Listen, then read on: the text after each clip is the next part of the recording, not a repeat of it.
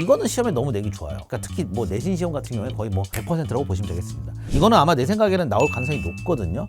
철 이후의 원소는 별에서 안 만들어집니다. 이것도 시험에 자주 나옵니다. 반갑습니다. 박선입니다. 자, 오늘 선생님하고 같이 10분 총정리 시작해 보도록 하겠습니다. 이번에는 이제 지구와 생명체를 구성하는 원소입니다. 우주 보시면 전체의 한 98%가 수소와 헬륨으로 되어 있는데, 이거는 여러분들 앞에서 배워가지고 너무 잘 알고 계시죠, 그죠? 이런 아이들이 이제 별을 구성하고, 이 별을 구성한 아이들이 나중에 이제 쭉 와가지고 지구와 생명체의 몸의 구성 원소가 된다. 이게 이제 스토리라고 보시면 되겠습니다. 지구와 생명체 보시면 수소, 헬륨보다 무거운 원소의 비율이 높다, 이렇게 나와 있죠. 우주의 구성 원소 보시면 수소, 헬륨, 기타 등등인데 한 98% 정도가 수소하고 헬륨이에요. 근데 잘 보시면 지구의 구성 원소 보세요. 이거는 좀 외우셔야 됩니다. 나중에 철산, 규마 이 4개만 좀 외우시면 되는데, 순서가 지구 전체입니다. 지각이 아니라 지구 전체, 이것도 주의하시고, 철산, 규마 이거 외우시고, 근데 이제 생명체의 구성 원소 산탄수질 이렇게 외우셔도 되고요. 선생님은 이제 산탄수질 뭐 이렇게 해가지고 뭐 여러 가지 방법을 쓰는데 5층 이렇게 외우는 친구들이 있습니다. 알겠죠? 지구의 생명체 구성 원소는 이제 산탄수질 순서고, 얘는 철산, 규마거든요. 이거는 시험에 너무 내기 좋아요. 그러니까 특히 뭐 내신 시험 같은 경우에 거의 뭐 100%라고 보시면 되겠습니다. 왜냐면 이게 이제 뒷단원하고 연결시키기가 너무 좋은 그런 부분 중에 하나거든요. 예를 들어 뭐 주기율표 이런 거 나와 있으면 그런 거랑 다 연결해가지고 시험 문제 내기 너무 좋습니다. 그러니까 그렇게 보도록 하시고, 그러면 이제 구성 원소들 봤으니까 두 번째 보시면 이게 이제 어떻게 만들어지는가, 그거에 대해서 얘기가 나오는데, 이게 시작이 이제 별부터 들어갑니다. 그러니까 왜냐면 이제 별 내부에서 원소가 합성이 되기 시작하거든요, 얘들아. 핵융합을 하면서. 그래서 그거를 갖다가 얘기를 하는 건데, 잘 봐. 별이 탄생한다. 성운 내부에서 만들어지는데 내부의 온도는 낮고 밀도는 크다. 왜냐면 온도가 너무 높으면은 기체 분자들이 막 움직여. 그럼 뭉쳐지기가 힘든 거야. 별은 뭉쳐져야 되거든. 그러니까 밀도가 여러분들 너무 또 작으면 안 됩니다. 밀도가 큰 영역입니다. 그러니까 온도가 낮고 밀도가 큰 영역. 그렇게 보시면 되겠는데, 여기 보면 성운이 이제 수축을 하면서 원시별을 생성하죠. 온도가 높아지면서 별로 진화를 하게 됩니다. 그래서 성운이 만들어진다. 성운은 뭐냐면 별구름이에요. 우주 공간에 물질들이 쫙 크게 있는 건데, 걔네들이 뭉쳐집니다. 그래서 원시별이 생성이 되고 별을 통해서 별이 탄생한다. 여기서 중심부에서 여러분들 온도가 1000만 켈빈 이상이 되면 우리가 뭐라고 그러냐면 주계열성이라고 부릅니다. 이거는 아마 내 생각에는 나올 가능성이 높거든요. 교과서상으로 주계열성이라는 단어가 나왔다 안 나왔다 이러거든. 이게 근데 이제 학교 선생님이 가르쳐 주실 가능성이 높으니까 그렇게 보시면 되겠어요. 그래서 보시면 이제 이런 거 나옵니다. 원시별과 별을 갖다 얘기하는 건데, 원시별은 중력 수축에서 온도가 올라간 별을 얘기하고, 별은 뭐냐면 우리가 이제 흔히 얘기하는 주계열성이라고 부르는 게 바로 별이라고 보시면 되겠어요. 주계열성은 뭐 하느냐? 중심액에서 수소핵융합 반응을 합니다. 알겠지? 자, 그 다음에 이제 보시면 이런 내용 나옵니다. 중력 수축 에너지가 도대체 뭐냐? 중력에 의해서 물질이 수축을 하는 거야. 이거 중학교 때 많이 배우신 겁니다. 위치 에너지가 운동 에너지로 전환이 되죠. 그죠? 근데 운동 에너지의 다른 형태가 열 에너지랑 빛 에너지거든. 복사라고 하고, 정확하게 복사 에너지, 열이랑 빛이거든요. 그러니까 얘들이 중심부의 온도는 계속 올라가면서 빛을 내기 시작합니다.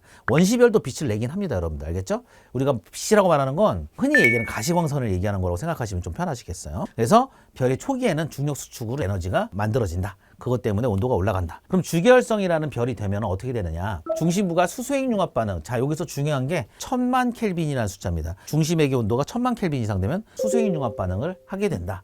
그래서 별의 일생의 대부분이 주계열성이라는 별로 보내게 되고요. 태양은 현재 주계열성이고, 대략적으로 태양은 전체 수명의 한 절반 정도를 지금 보내고 있습니다. 대략 한 100억 년 부근 정도 잡거든요, 수명을. 근데 그 중에 한 50억 살 정도 됐다라고 생각을 하고 있다. 보시면 되겠습니다. 그래서 주계열성 보시면 이제 이런 특징을 갖고 있죠. 중심액에서 수소핵융합 반응 중요하다고 그랬지? 1000만 켈빈이야, 알겠지? 수소 원자핵 4개가 헬륨 원자핵 하나가 되는데, 수소 원자핵 4개가 지금 헬륨 원자핵 하나 되는 모습 보이시죠? 이러면서 질량 결손이라는 게 생겨요. 그것 때문에 에너지가 발생한다. 그럼 질량 결손이 도대체 뭐냐? 여러분들 요겁니다. 한 0.7% 정도 질량이 핵융합 과정에서 빠지거든요. 그게 에너지로 변환되는데, 여러분들 이제 E는 mc제곱이라는 식 들어본 적 있을 겁니다. 이거는 뭐 시험에 대놓고 나오기 힘들 건데, 그냥 식 간단하게 쓸게요. 뭐 원래는 델타 E는 델타 MC 제곱 이렇게 쓰는데, 뭐 이게 델타는 이제 변화량을 얘기하는 겁니다. 그래서 요식 아시죠? 그죠? 에너지가 질량으로 전환될 수 있다. 이렇게 보시면 되겠습니다. 그래서 4개의 수소가 헬륨 하나로 변하면서, 원래 이제 양성자잖아, 수소가. 양성자 4개의 질량보다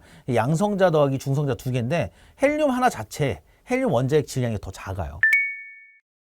그래서 이때 결손된 질량이 에너지로 전환된다라고 보시면 되겠습니다. 자, 그럼 보시면 그래서 핵융합 반응으로 생성된 에너지가 빛이나 열의 형태로 막 방출이 된다, 이렇게 보시면 되겠습니다. 그래서 중심액 부근에서는 복사로 에너지가 전달되고요. 표면 근처로 가면 태양 같은 경우에는 대류로 전달이 된다, 에너지가. 이건 태양 질량별의 얘기고, 그리고 좀 전에 얘기했던 E는 mc제곱을 여러분들 굳이 뭐 얘기한다면 이런 겁니다. 좀 전에 말씀드린 게 이겁니다. 자, 그러면 주기혈성은 여러분들 어떤 상태를 갖다 유지하느냐, 외부가. 얘가 내부에서 밖으로 밀어내는 압력이 있어요. 내부 압력이란 단어를 쓰기도 하고 어떤 책에서는 기체 압력 차이의 힘이라고 쓰기도 합니다. 근데 이 압력 차이의 힘하고요, 중력하고 평형을 이루면 얘네들이 모양이 균형으로 잘 유지가 됩니다. 이런 걸 우리가 정역학 평형이라고 부르는데 평형 상태를 갖다 유지하고 있다. 그래서 태양 같은 주기혈성들은요, 모양이 유지가 된다. 왜? 내부 압력이라고 많이 얘기해요. 이 힘하고 중력이 평형을 이루고 있기 때문에 그렇습니다. 자, 그러면은 이제 여기 보면 내부 압력이라고 나와 있는 게 기체의 운동 에너지가 상승하여 생긴 별의 내부 압력. 핵융합 반응을 하니까 에너지를 뿜뿜 뿜어내는 거야, 바깥쪽으로. 근데 이제 중력은 뭐냐? 질량이 있으니까 안쪽으로 얘네들이 들어오려고 하는 힘이겠죠. 그죠? 그렇게 보시면 되겠습니다. 자, 그러면 이제 질량이 태양 정도인 별들이 어떻게 진화를 하는가? 별 내부에서 핵융합 반응을 하면서 어디까지 만들어내냐면 탄소하고 산소까지 만들어냅니다. 우리가 요 단어의 핵심 내용은 뭐냐면 핵융합을 하면서 무거운 원소가 만들어지는 게 핵심 내용이야. 그래서 태양 질량 정도 된 애들은 탄소하고 산소까지 만들어진다고 보시면 되겠고, 핵융합 반응이라는 것 자체가 뭐 이런 거니까 여러분들 보시면 되겠고, 요거는 참고하세요. 여기다가 이제 선생님이 추가적으로 얘기한 게 뭘 넣어놨냐면요, 질량이 좀 큰 별까지 좀 얘기를 할 건데, 핵융합 반응을 하면서 별이 수명을 갖다가 이제 소모를 할 거 아니야. 에너지를 소모하면서 수명이 줄 거 아니야. 그지? 근데 그때 질량이 큰 애들은요, 연료 소모율이 되게 커가지고요, 애초에 수명 자체가 짧습니다. 그것도 참고로 하나 알아두세요. 그래서 태양 정도 되면 한 100억 살까지 사는데 질량이 큰 애들은 오래 못 살아요. 그래서 대부분은 이제 주기혈성 단계에서 수명을 보내고 질량이 커지면 오래 못 산다까지도 기억해 두시면 좋습니다. 이것도 시험에 잘 나옵니다. 알겠지? 자, 그럼 주기혈 단계 볼게요. 수소핵융합 반응하면서 수소가 헬륨으로 바뀐다. 그럼 주기혈성 이후에는 어떻게 되느냐? 이렇게 됩니다. 중력 수축하면서 얘네들이 중심액이 쪼그라들어요. 중심액 수소가 전부 다 헬륨으로 바뀌니까 얘가 쪼그라든다. 그래서 얘네들이 어떻게 되냐? 외곽 쪽이 타기 시작하면서 얘네들이 별이 부풉니다. 그래서 중심부가 수축하면서 온도가 올라간다. 그러면 외부에서 어떻게 된다? 바깥층의 온도가 올라가면서 바깥층에서 수소핵융합 반응이 개시가 된다. 그래서 별 바깥쪽이 부푼다. 이걸 갖다 우리가 적색 거성이라고 부릅니다. 그냥 그렇게 보시면 되겠고, 쉬워요. 처음에 주기혈성 단계에서 수소핵융합 반응 잘 하다가 중심액에서 수소가 다 소모돼. 그럼 핵이 꼭 쪼그라드는 거야. 그러면 쪼그라들면 중력 수축 때문에 온도가 올라가죠. 그것 때문에 주변에 있는 수소를 태웁니다. 그럼 외부가 팽창을 하게 된다라고 보시면 되겠어요. 그 이후에 이제 헬륨 핵융합 반응까지는 합니다. 태양은 중심의 온도 1억 켈빈이 되면 헬륨이 뭐가 되냐면 탄소와 산소로 바뀌어요. 그러면 탄소, 산소가 생성이 되는 핵융합 반응으로 얘네들이 전환이 된다. 바깥쪽에는 수소 핵융합 반응이 계속 일어나는 껍질이 존재합니다. 존재는 여전히 하는데 얘네들이 나중에는 어떻게 되냐면 탄소, 산소 바뀐 다음엔 더 이상은 핵융합 반응을 하지 않아요. 그런데 그때도 탄소로 다 바뀌면서 핵융합 반응 멈추는데 중심액이 쪼그라들긴 합니다. 그러면 주변에 헬륨 핵융합 반응, 헬륨 껍질이 타기 시작하고 그 다음 수소가 타는 거야. 알겠지? 그러니까 핵융합 반응은 온도가 높아지면 무조건 일어나는데 태양과 같은 별들은 중심부가 탄소, 산소까지밖에 못 가요. 그래가지고 주변에 헬륨하고 수소까지 타는 그런 모습까지밖에 안 보인다. 이렇게 나오면 그냥 태양이구나. 태양의 마지막 단계구나. 이렇게 보시면 되겠습니다. 그래서 이런 식으로 되고, 이 상태에서는 이제 얘네들이 어떻게 되면 나중에 중심부에서 더 이상 핵융합 반응을 안 하니까 에너지 소스가 없잖아. 그러니까 별 외부가 불안정해집니다. 그래서 꿀렁꿀렁하다 터져버린다. 이렇게 보시면 되겠어요. 그래서 맨 마지막에 별의 바깥층은 성운이 된다. 쫙 물질을 흩어버린다. 그 다음에 별 중심으로 수축하면서 밀도가 커진다. 자, 그럼 순서대로 정리해볼게, 얘들아. 성운이 이렇게 있다가 쫙 뭉쳐져. 중력 수축. 그래서 온도가 올라가고 빛 에너지 계속 냅니다. 그러다 중심액의 온도가 1000만 켈빈까지 가면 수소핵융합 반응을 하면서 주기혈성을 만들어. 근데 주기혈성은 모양이 그대로 막 유지가 돼. 그러다가 중심액에서 수소가 다 타요. 그래서 다 헬륨이 돼버려. 그러면 중심액이 쪼그라듭니다. 그럼 바깥쪽에 수소가 타기 시작해. 이게 수소 껍질이 탄다고 얘기합니다. 그럼 중심액은 쪼그라드는데 바깥쪽은 타니까 외부가 팽창을 합니다. 이러면 적색 거성이 되는 거죠. 그런데 그 안에서 어떻게 되면 얘네들이 중심부에 핵이 수축을 하니까 온도가 올라가잖아. 그래서 1억 켈빈이 되면 탄소가 이제 핵융합을 시작해요. 그러니까 정확히 말씀드리면 헬륨이 핵융합을 시작해서 탄소를 만들어요. 그럼 중심액이 탄소, 산소까지 만들어져. 그럼 다시 수축을 합니다. 그럼 막 온도가 올라가요. 그럼 주변에 헬륨도 태우고 수소도 태우고 이러다가 겉부분이 이제 불안정해져가지고 꿀렁꿀렁 가다 터진다. 그게 다예요. 그럼 가운데 백색의 성 남습니다. 그럼 봐봐. 순서대로 하는 거 보세요. 되게 성운이 커. 슉 뭉쳐져서 원시별 주기혈성. 그런 다음에 거성되면서 부풀어. 그런 다음에 안에서 핵융합 반응 다 끝나면 꿀렁꿀렁거리다 터집니다. 그럼 가운데 남는 게 뭐야? 백색의 성. 이렇게 가는 겁니다. 뭔지 아시겠죠? 이 순서가 그겁니다. 요거까지 기억해 두도록 하시고, 그 다음 보시면 요거 나오죠. 질량이 매우 큰 별입니다. 이런 경우에는 뭐가 되냐면 중심액에서 철까지 만들 수가 있습니다. 그러니까 매우 큰 별은 보통 태양 질량이 한 10배 이상을 보통 잡습니다. 교과서상으로. 알겠죠? 그래서 보시면 헬륨까지 핵융합 반응하고 또 그 다음 헬륨이 또 하고 또 하고 또 하고 해서 철까지 간다. 여러분들 요 정도만 외우셔도 전혀 상관은 없거든요. 이 통합과학 교과상에선. 그래서 수헬탄산, 이 원래는 내막유철인데 네온 마그네슘도 만들어져요, 중간에. 수헬탄산 내막유철로 선생님이 외우게 하는데 황이 하나 들어가 있죠, 그죠? 그래서 수헬탄산 황규철 이렇게 하셔도 됩니다. 알겠죠?